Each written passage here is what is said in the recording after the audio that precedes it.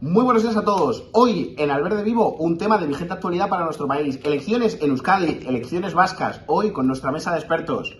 En primer lugar, Pablo Limón, a la derecha de nuestra pantalla, pero no a la derecha del sistema. Profesor de la Carlos III de Ciencias Políticas. Un placer, Pablo, ¿cómo estás? Buenos días, encantado de estar aquí una vez más, Antonio, muchas gracias. Un placer, Pablo. Eduardo Guinda, director de OK Diario y periodista y colaborador del programa. ¿Cómo estás, Guinda? Pues encantado de estar aquí contigo, ya lo sabes, Antonio. Lo mismo, ya lo sabes también. Ahora nos vamos a la otra mesa. Juan Carlos Billetero, profesor de la Complutense de Madrid y Ciencias Políticas. ¿Cómo estás, Billetero? Muy buenos días, Antonio, buenos días a todos, encantado de estar en este gran programa. Un placer tenerte aquí. Y por último, pero no menos importante, Francisco Mancuerna, el director de La Razón y periodista habitual aquí del programa. Muchas gracias, Ferreras, encantado de aportar datos verídicos un día más. Un placer. Hoy nos vamos a las elecciones del Parlamento Vasco. Funcionamiento, elementos distintos, ¿qué se vota? ¿Cómo se vota? Pablo Limón, cuéntanos. Bueno, estas elecciones son muy especiales, tenemos que entender que son diferentes a las del resto de autonomías de España. Están regidas por la Constitución de 1978 y la Ley Orgánica de Régimen Electoral de 1985 y la Ley 5 de 1990 del Parlamento Vasco, que se modificó en 2016. Bueno, y se olvida del Estatuto de Autonomía de 1979.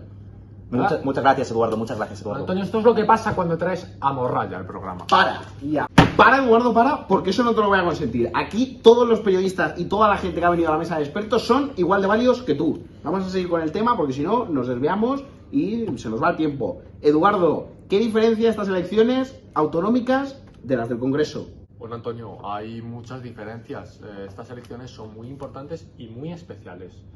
Por ejemplo, la elección del Lehendakari.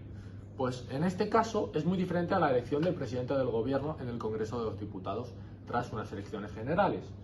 Tras las elecciones y el reparto de diputados en el Parlamento Vasco, el puesto del Lehendakari puede aspirar no solo un candidato, sino varios a la vez.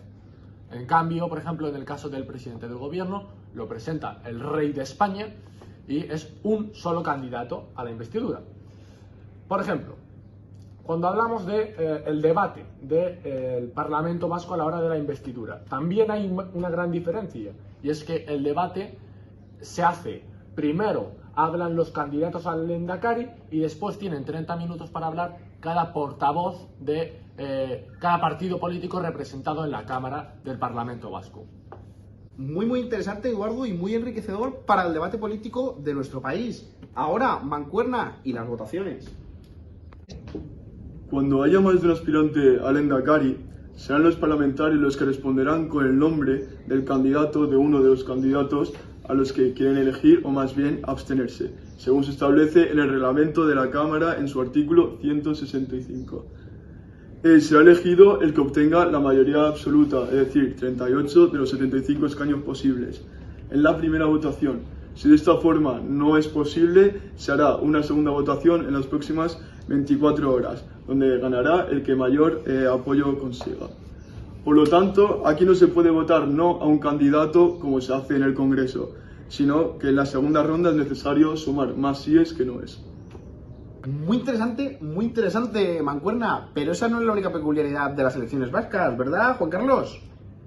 No, para nada. Otra gran diferencia es el sistema de circunscripciones por provincias. En vez de dividir el número de senadores representados en cada provincia en relación proporcionalmente por la población de estas, las tres provincias del País Vasco, Vizcaya, Guipúzcoa y Álava, tienen 25 diputados cada uno, hasta completar un total de 75. Pues muy bien, Juan Carlos, y nos vamos de diputados a escaños, porque tenemos la encuesta del CIS, del Centro de Investigaciones Sociológicas.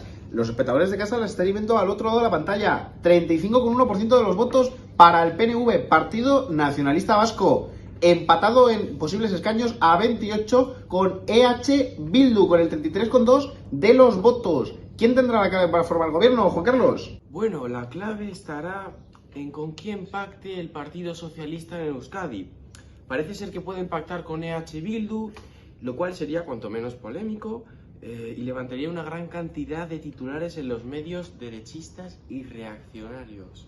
Y hablando de titulares, Juan Carlos, nos vamos a los titulares de la mesa de expertos. ¿Qué nos llevamos de estas elecciones al Parlamento Vasco? Pablo Limón, tu titular. las elecciones más disputadas de la historia de Euskadi. Gracias, Pablo. Eduardo Inda, tu titular. Lo digo, ¿no? Dilo. Los socialistas van a regalar el gobierno vasco a los etarras. No, no y no. Eso no te lo voy a permitir, no aplaudas, mancuerna. Bildu es un partido elegido democráticamente y me parece una falta de respeto en un programa de la televisión pública que tú lo compares con una banda terrorista que hizo mucho daño en este país. Ahí podemos entrar más en un debate más profundo, más amplio, más diferente. No tiene nada que ver sobre qué es democrático, qué no es democrático. ¿Es esto una democracia? No lo es. Pero es un debate completamente distinto, creo, Eduardo.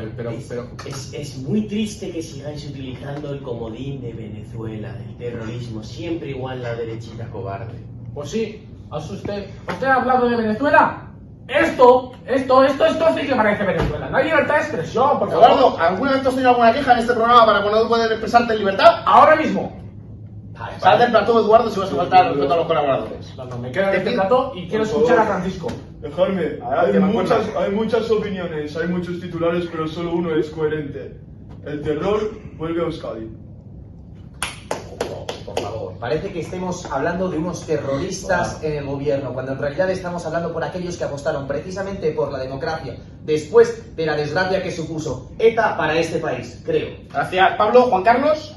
No hay persona en este país que contribuyese más a la paz en el País Vasco que Arnaldo Otegi. Y os debería dar vergüenza. Vergüenza le da vergüenza. Vamos a no generar diálogo, vamos a no generar diálogo. Ahora nos vamos con Ana Pastorcilla y sus entrevistas.